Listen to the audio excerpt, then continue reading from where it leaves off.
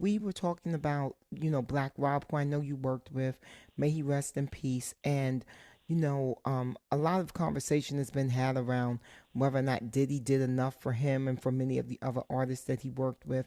And I know you worked on Bad Boy.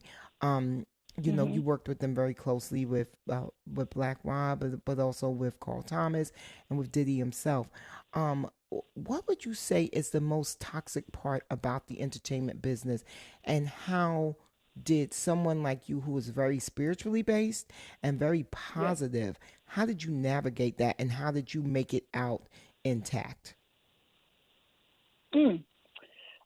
Yeah, as you said, it was such a blessing to be on the No Way Out tour with Puff. I did that, and then I went overseas with him as well. And Black Rob, just may his soul rest in peace.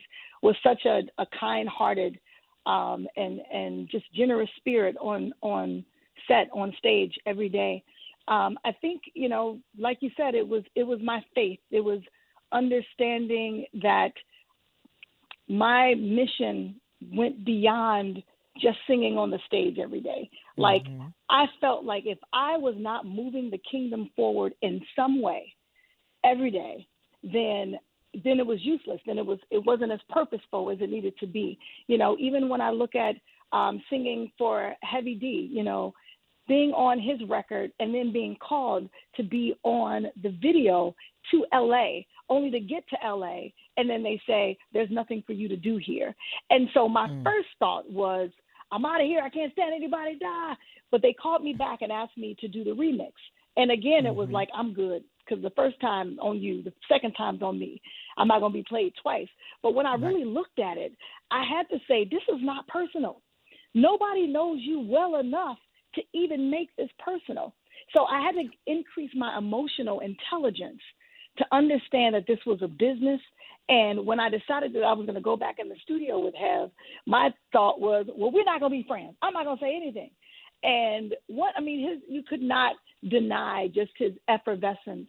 And it really Mm-hmm. just showed me we spend a lot of times taking things personally when most often they have nothing to do with us. And it's so Yeah. presumptuous of us to think so.